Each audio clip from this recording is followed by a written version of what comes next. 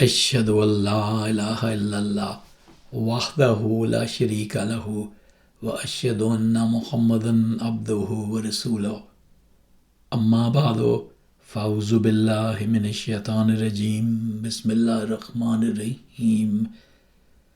These are the Ramadan Daily Quran Studies for the year 2024, written by Zahid Aziz and produced by Ahmadiyya Anjuman Ishaat Islam, Lahore, UK.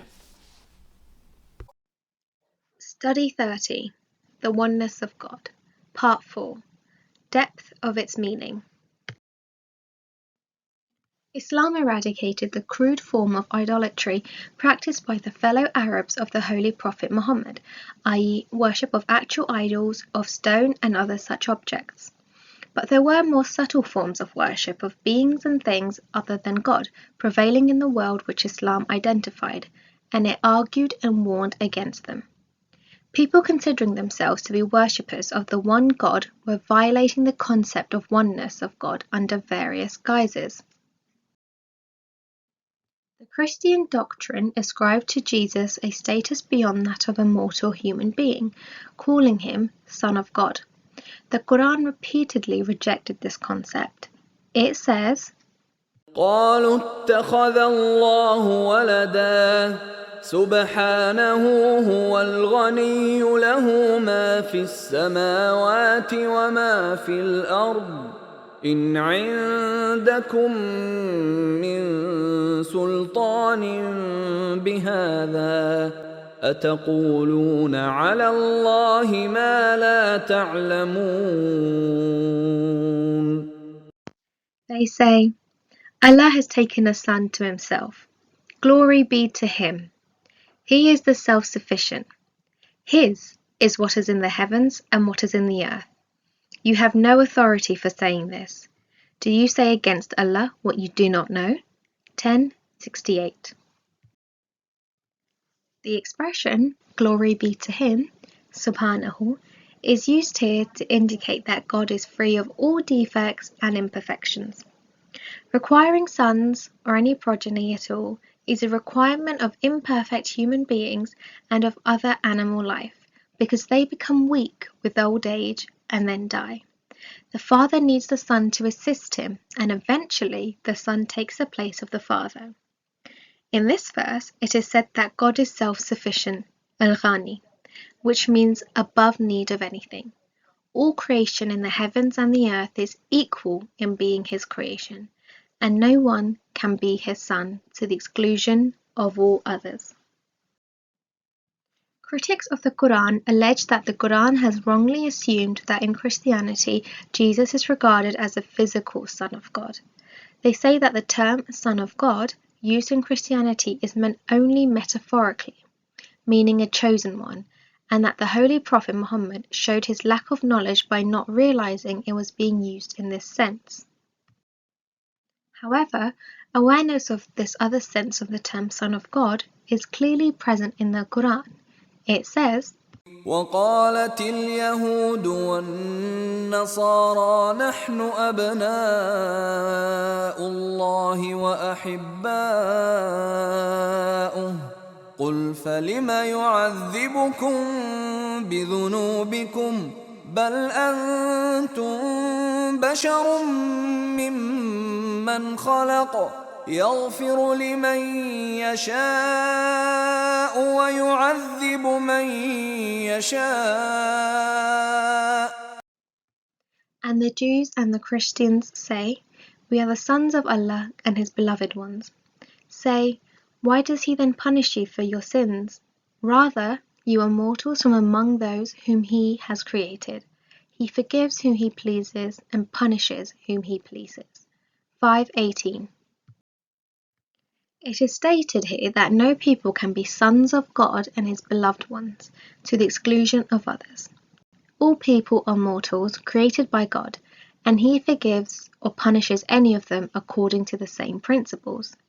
Likewise, no individual prophet or man sent by God can be a beloved of God in a more special way than the other prophets sent by God.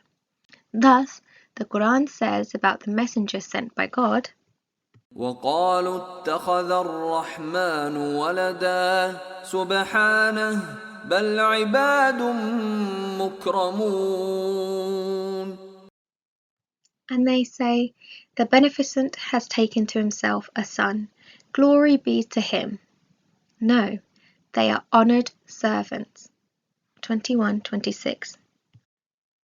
All messengers of God are equally honoured servants, honoured by him and by Muslims. All human beings are equal before God. No one group is more beloved than others because of its descent, race, or religion. The Quran also mentions violations of the oneness of God which are committed by Muslims as well. In Study 27, a verse has been quoted which begins as follows: They take their doctors of law and their monks for lords besides Allah. 9:31. Those among Muslims who blindly follow the ulama or the sheikhs and pirs and believe that obedience to them constitutes obedience to God because they have better knowledge of the faith are in effect taking them as gods besides Allah. They relegate Allah to the background, as if Allah had handed over his authority to their religious leaders. They fail to question as to whether their rulings are in accordance with the Quran and the teachings of the Holy Prophet. They are demeaning themselves to a position lower than that which God gave them by bestowing upon them the power of thinking and reason. Another kind of violation of the oneness of God is mentioned in the Quran as follows: أرأيت من اتخذ إلهه هواه. Have you seen him who takes his low desire for his God? 25:43. See also similar statement in 45:23. Those who do not truly follow belief in one God, whether they are disbelievers in God, or are members of a non-Islamic religion, or are from among Muslims themselves, will often be found to take some low desire of theirs as the God that they worship. This manifests itself in that they will do anything, violate any moral standard, commit any injustice against others in order to satisfy their base desires and emotions. They do not even hesitate to distort their religion in order to justify their misdeeds. When they want to satisfy some low desire of their own, they often do so under the pretext of following a religion. Thus, the concept of the oneness of God, as given by Islam, excludes all kinds of behavior that involves treating other things and beings and one's desires as if they were God. Such behavior reduces a human being to a very low state, as the Quran says, حنفاء لله غير مشركين به ومن يشرك بالله فكأنما خر من السماء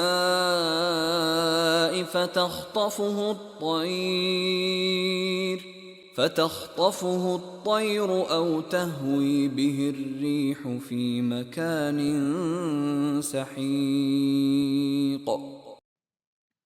You should be upright for Allah, not setting up partners with him. And whoever sets up partners with Allah, it is as if he had fallen from on high. Then the birds had snatched him away, or the wind had carried him off to a distant place. 22:31. This is now the end of the Ramadan daily Quran studies for the year 2024. We would like to say a huge thank you to Dr Zahid Aziz for taking the time in creating and compiling these very thoughtful and insightful Quran studies.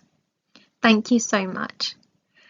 Also, we would like to say Eid Mubarak to all readers of the Quran studies, wishing all of you a very happy and blessed Eid of April 2024.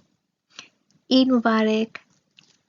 Barakallahu lana wa lakum fil Quranil Azim wa nafa'na wa iyyakum bil ayati wa zikril hakim.